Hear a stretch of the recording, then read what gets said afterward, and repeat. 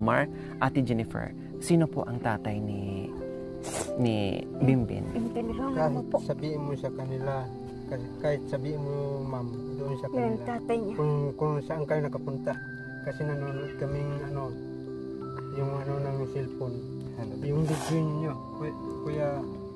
Masaya kami po yung tatay niya, tinulungan niyo po siya. Nakita namin doon sa tatay niya kasi hindi na makaalaga. Siyempre. At ang taba-taba mo ngayon na, Bima, nung nandito ako, halos ganito ka lang, malaki ka lang kunti ni Kambal. Ngayon, binatilyo ka na, may girlfriend ka na? Anong grade ka na? Grade 5. Grade 5 ka na? Oh, very good. Mag-aral ha? Mag-aral lang mag-aral. Hindi na sayang pala ang bigay ni mami ko sa mami mo na dati binibigyan ka na ng school supply, baon nyo. Ngayon, hindi na sayang kasi hanggang ngayon nag-aral. Oh, very good na bata, nag-aral. So, tanong ko lang sa'yo, Kuya Bim ha? Tanong ko lang sa'yo ha? Sino ang mama mo at tatay mo? Ha? Anong lagyo ng mama mo? Jennifer. Jennifer at saka si? Liwanag po. Si Papa. Anong pangalan ni Papa? Liwanag. Tatlikad. Tatanglikad. Ha? Tatanglikad. Tatanglikad. So ngayon, ikaw na mag-ano, nahirapan din ako. Sabi mo ka na. Nahirapan din ako. Ito, minsan. Ikaw na magpaliwanag. Magtapat ka. Magtapat. Anak. Bindi na. Makinig ka ni Mama ha. May sasabihin sa iyo si Mama. Pero may sasabihin si Mama sa iyo, Bim. Huwag kang malungkot, no? Kailangan, alam ko grade 5 ka na, napakaaga pa, no? Pero hindi huli ang lahat dahil alam mo naman, nakilala mo na yung ibang kapatid mo? Taga saan sila? Kamyas. Taga Kamyas. Ang importante, kung ano man yung buhay, kung ano man yung nasa likod ng buhay mo, na nandiyan si Mama Jennifer, nandiyan si Papa mo, na hindi ka pinabayaan. Yun ang pasasalamatan mo. Sabi mo, Lord, thank you kasi pinalaki ako ni Mama at saka ni Papa kahit gaano kahirap yung buhay, pero nandiyan sila, hindi ako pinabayaan. Yun lang ang isipin mo ha. At mag-aral ka ng mabuti. Tapos, nakilala mo na yung ibang mga kapatid mo, no? So, ngayon may sasabihin si Mama sa iyo. Ate hindi napigilan ni Ate Jen. Yan, ang gwapo-gwapo mahiya. Sa tao natin, binbi na. Man kita kanulakon ni. Kalbi ka mamasya. Kan amang uromi ni. Baydo sa tatang.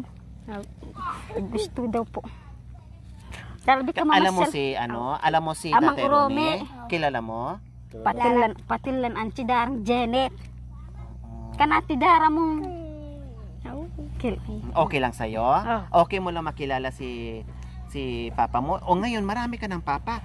Papa mo, din si Papa Ronnie, si Mama mo Jennifer. Marami ka ngayong Papa at nagmahal sa'yo, no? Makuka. Makukita mo kanu de bila marikabi ka mamasyan. Kan amang urome ni. Lakon tami tatang mo. Ni. Gusto po daw mamasyan. Kasi alam mo mga kabayan, hindi na rin siya hirap or hindi na panibago sa kanya. Kasi nga, nakilala na po niya yung mga kapatid niya, mga kabayan, na kapatid doon kay Tatay Ronnie. Kaya, madaling sabihin ni Ate Jennifer. Kuya Jomar, o kuya, anong pakiramdam mo ngayon, Kuya Jomar? Kasi kanina, talagang hindi mo napigilan, lumuha ka talaga. Anong mensahe mo dito sa kay Bimbim na pinalaki mo, ginugol mo, nagpapawis ka dyan, lahat ginawa mo para mabuhay yung anak mo, lahat ng sakripisyo. Magpasalamat. Ay, Diyos ko Lord, hindi ko na naman napigilan yung luha ko. Kapatay kasi nga. Kain lumapya pa nang uminom pa ako. Uminom. Sorry kasi sabi ko nga, hindi ako iiyak, pero hindi ko talaga mapigilan. Ilang beses na ako niyo sabi na hindi ako iiyak. Kasi ayaw ko talagang umiyak sa harapan ni Tatay Ronnie, pero wala naman dito si Tatay Ronnie ngayon. Sige, okay lang. Para maibsan. Kasi alam niyo po, Grabe yung hirap ni Tatay Ronnie at saka ni Nanay Terry mag-asawa. Grabe yung dumaan na pagsubok sa kanila kung bakit nagkawatak-watak yung mga bata. Hindi po biro sa isang magulang na ganyan yung inabot na problema. Hindi po biro, mga kabayan. Dama ko po yun. Kaya sabi ko, talagang si Tatay Ronnie binigay sa akin ng bongga na makilala ko. Hindi ako napapagod sa araw-araw dahil kahit alam kong napakahirap ng ginagawa namin, pero hindi ako napapagod dahil meron pa ng kabanata na nag-aantay na ito yun. Sorry.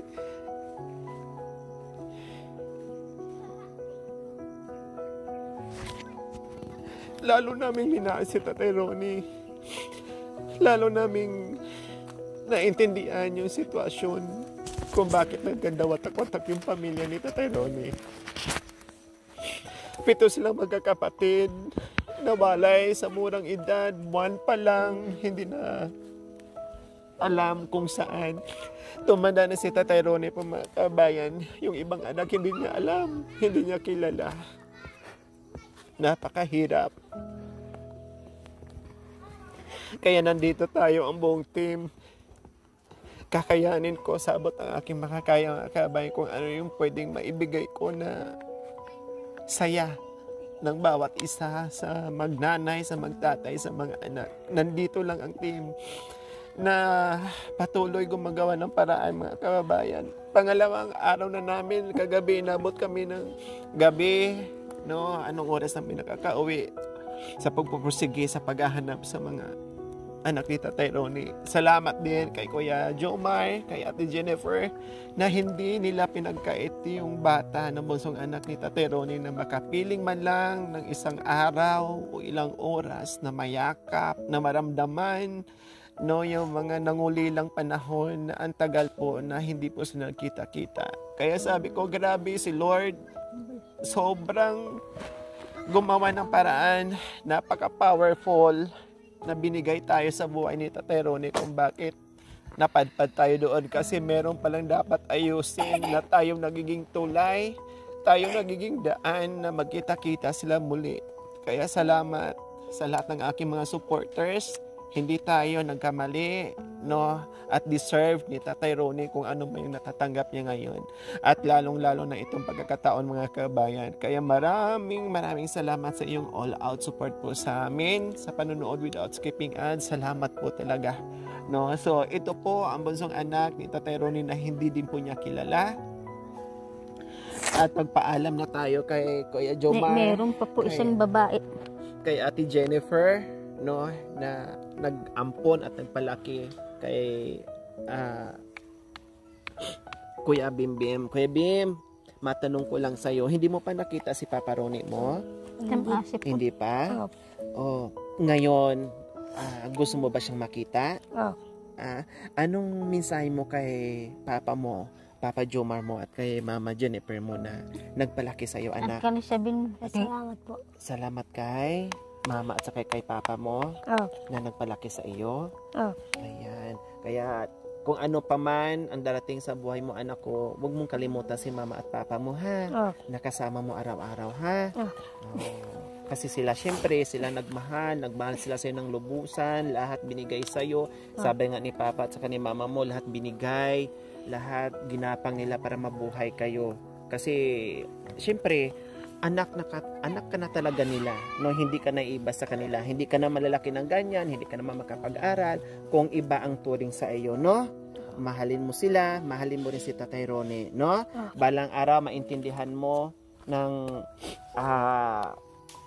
bongga, maintindihan mo ang mga bagay-bagay pagdating ng panahon. Ngayon, medyo magulo pa, medyo mahirap pa intindihin yung mga bagay-bagay, pero butin lang nasabi sa akin ni Ate Jennifer na ilan sa mga kapatid mo ay nakita mo na. Nakita mo nung yung mga kuya mo, di ba? Ikaw yung bunso, di ba?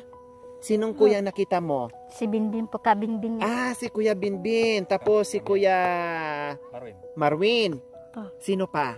Si Kuya Bentot.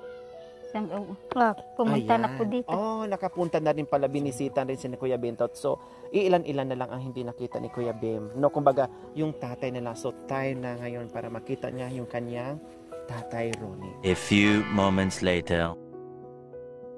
Meron kaming pupuntahan ni Tatay Ronnie po mga kabayan. So, hayaan natin siyang makilala niya. No, hayaan natin siyang mamukhaan niya, makilala niya, maalala niya ang mga anak niya, yung mga bagay-bagay na nangyayari po sa buhay nila mga kabayan. So, nakausap ko na, no, yung mga anak ni Tatay Ronnie at nakausap ko na yung bunsong anak ni Tatay Ronnie po mga kabayan. No, nag-crying kami kanina. Pero sabi ko nga, ngayon kasama si Tatay Ronnie, ayaw ko talagang umiyak sa harapan ni Tatay Ronnie mga kabayan. Pero talagang hindi ko napipigilan. So ngayon, no, oras na para magkita sila sa bunsong anak ni Tatay Ronnie. Nagpaalam na tayo sa mga magulang, pero ganun pa man ay nakilala na rin yung ibang magkakapatid, yung bunsong anak ni Tatay Ronnie, nakilala na rin yung ibang mga kapatid ng mga kabayan, pinakilala doon sa kanilang nanay na si Ate Jennifer at saka si Kuya Jomar po mga kabayan. So ngayon ay yung bata, no, ay gustong makilala din si Tatay Ronnie. Kaya, Tatay Ronnie, punta tayo doon ha. Meron tayo pasyal ha. Mayroon tayong pasyalan. Hindi tayo sasabak sa taratatatatatatat, ha? Iba ang pasyalan natin doon eh. Okay, sige, tara na. Happy! Happy! Happy! Happy! Happy! Happy! Happy!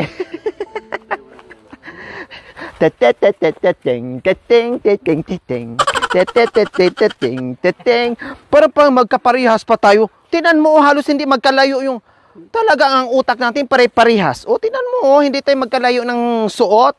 Halos parehas ang kulay. O. So, ngayon, puntahan na po namin at sakay pa rin po kami ni Kuya.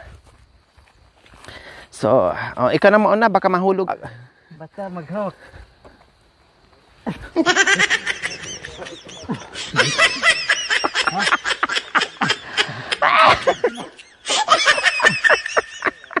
Ganito, nasubukan mo Kuya Jewel, ganito pasahero mo, mag-asawa? Ay, Diyos ka.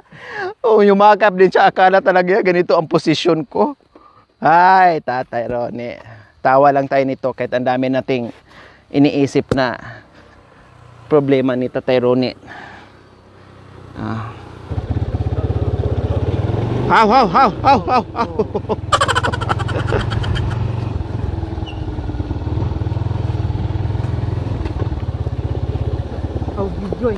Oh yeah, doon na lang saan.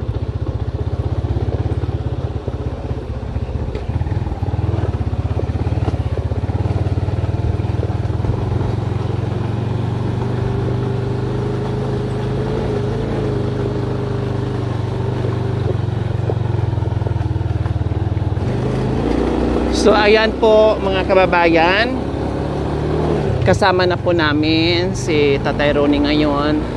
Sinundo namin ni Kuya Jewel, kaya salamat po Kuya Jewel.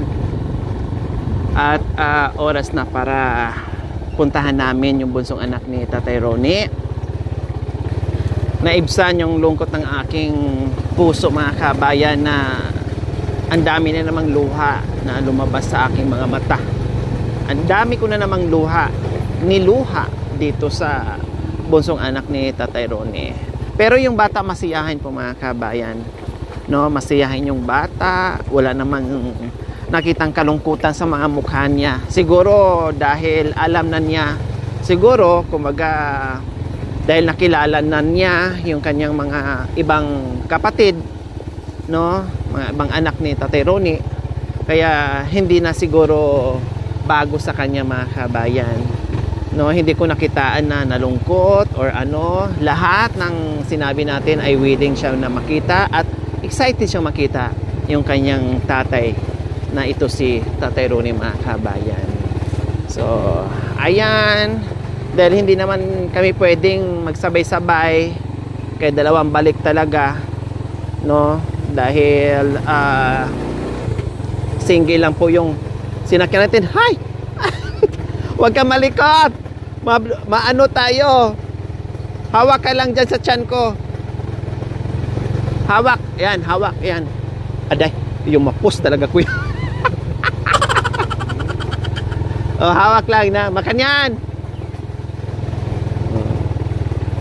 Ari ko. Ayan. So, di bali, pag hindi kaya, bababa naman po tayo mga kabayan. Kasi kawawa yung motor ni kuya, kapapaayos na nito, tapos masira na naman.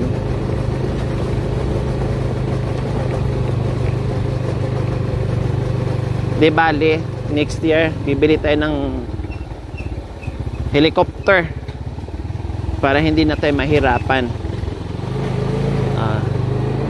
Bababa kami kuya. Baba tayo, lakad. So ayan, baba kami ni Tatay Ronnie, no? Baka sumimplang kami diyan mga kabayan.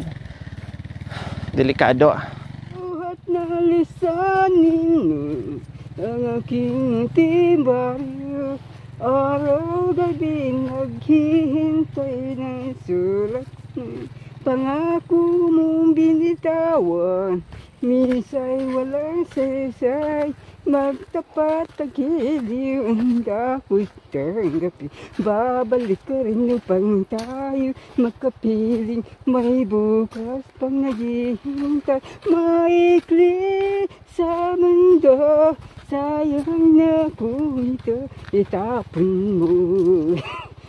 Itapon mo.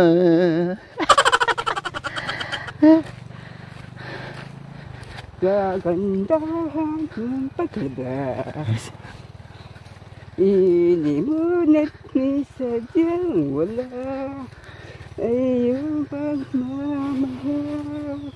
Nakita mo ang tunay sa aking kalungkutan. Iba-iba kang talaga sa lahat ng inala. Ang gusto ay may sana'y muri. Makita ka, buhat na ay wala nang halaga. Iwanan mo sinta sa buliban. Waday! Galing ah! So ayan mga kababayan, no? Oh, dito kabila, nangawit yung ano ko, yung kamay ko. So lakad portion muna kami dahil mahirap ang daan, no? Lubak-lubak, ayan po, oh, lubak-lubak. Ha? Gibak-gibak. Lubak-lubak ang daan, gibak-gibak ne. Na? Kailangan ang lahat. Dapat ipasimento mo dito yung ano, daanan natin. Oo, papandoser. Ha? Papandoser. O, pabuldos? Papandoser. Pabuldoser? Oo nga, para gumanda ang daan, no? Para maganda. Para maganda. Durutan mo na lang dito ba? Ha? Durutan mo na lang dito ba? Bilubari. Bari, bilubari. Bari, usap ko. Nag-ikot-ikot na tayo? Okay lang, nag-ikot-ikot na daw mga kabayan. Kumbaga, sige na lang daw, ikot-ikot kami. Okay lang, walang problema. Kahit saan tayong lupalok iikot. Ang importante, mahanap at mabuo natin ang pamilya mo, ne? Ha? Oh. Salamat.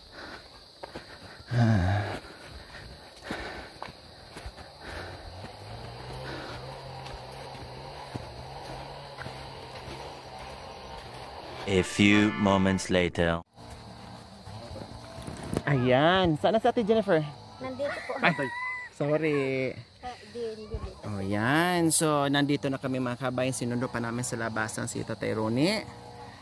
Kuya Bim, di ba sabi mo kanina, gusto mong makilala or makita si Papa Ronnie mo. Tapos yung ibang kapatid mo, nakilala mo na pala. Matagal na? Matagal mo na nakilala sila? Oh. Tapos, ito si... Tingnan ka Ito si Tatay Ronnie. Oh, tingnan mo si Tatay Ronnie. Si Tatay Ronnie, Papa mo. Tatay Ronnie, si Kuya Bim, si Bim Bim. Anak mo, bunso, puto. Puto, anak. Ayan, tingnan mo Bimbing? Oh, Bim Bim. Anak mo ya. Anak mo. Ayan, tingnan mo. Kilala mo? Ha? Puto mo, anak. Ilang taon ka na, Bim? 12 po. 12. Bunsong anak mo, ayak. O, ganun lang, okay lang. Kasi naintindihan natin. Tatang mo, Bim. Yakapin mo, papa mo. Giyakap ko yan lang. Taksin mo yan, ano? Dito lang. Dito lang, Bim. Opo lang ako. Yung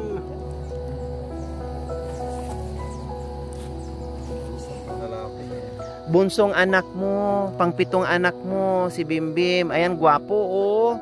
Parang ikaw din. Ama, anak mo yati. Kwento mo si Jennifer. Anak mo ama, hindi lakang ko. wait ha.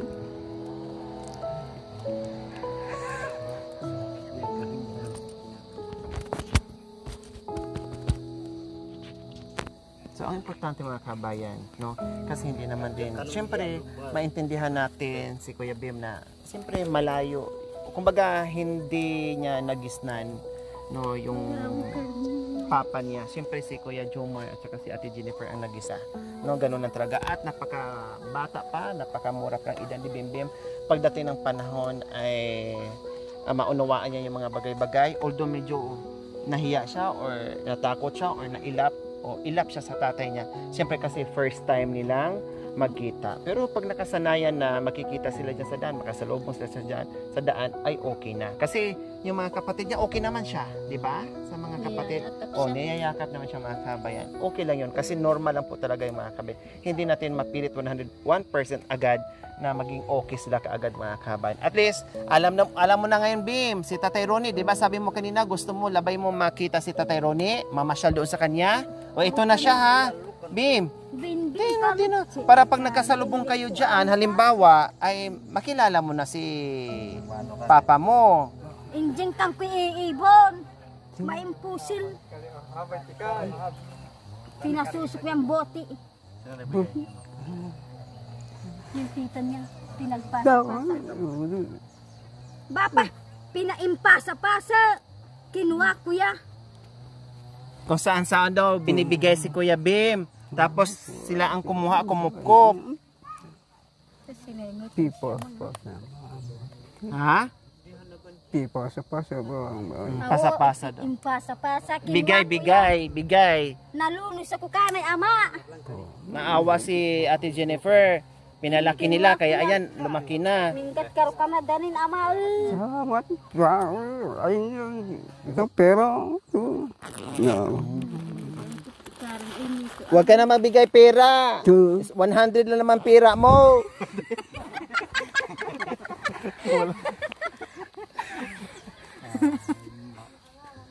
Sino bigyan mo ng pera? Sino sige bigyan mo. Merinda daw. Pang merinda. Magbigay daw siya mga kabayan. Yun ang pera niya. Hayaan natin siya magbigay. Anak naman niya yan. No problem. Diba? Alam naman natin hindi madamot si Tatay Ronnie. Magbigay daw siya ng pera sa anak niya. No problem. Anak naman niya yan. Babasa. Naka-safety ba man? Ay, tama pa. Salamat katatang na ba man? Ay, akala ko 100 ang pera mo. Maibog man ang 250 nanganak pala yung pera mo. Maganda pala yung pera mo kasi dumadami ka. kanina isang dan. Salamat. Yak.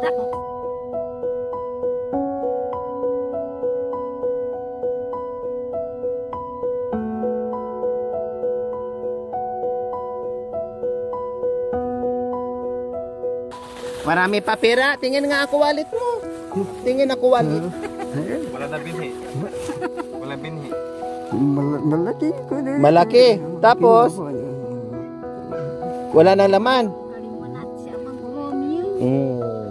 Kawawa naman. O, diba? Siyempre, kahit anong meron sa tatay. No, sabi nga, pagdating sa anak, kahit walang makain yung tatay, basta yung mga anak meron. Kaya kahit walang natira sa kanya, kahit ni piso walang natira, binigay sa anak. Ganyan ang pagmamahal sa magulang sa mga anak. No, ginagawa talaga ang lahat para sa mga anak mga kabayan. Diba? Wala ka na pambili, Yusi, tabako. Ha? Wala na? Naiwan doon. Naiwan doon. At mama ko kawa doon. Diyan di ilog. Ipasal. Yung ilog. Oh, yan. Alam daw niya sa ilog daw. Mamasal kita mo dukano. Si Ate Jennifer na nagpalaki sa anak mo and Kuya Jomar. Ha? Porok. Oh, yan. Mamasyal. Mamasyal kay ba na ama? Po, tamagpasya ko. Ilog balik. Salamat po, Papa. Binigay mo po. Ingat ka. Tambayin ko,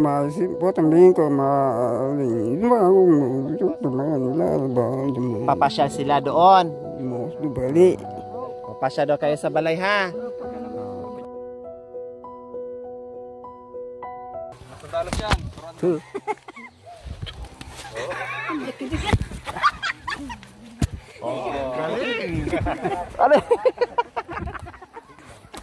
Oh, ang galing nito magkarate ka na yun. Kaya tuturuan ka talaga ni Papa mo. Kinakarate ako minsan ito eh. Kaya natuto ako sa kanya eh. Sa gabi, alas 12 ng gabi kami nagkakarate. Ayos na? Pinagpawisan ka.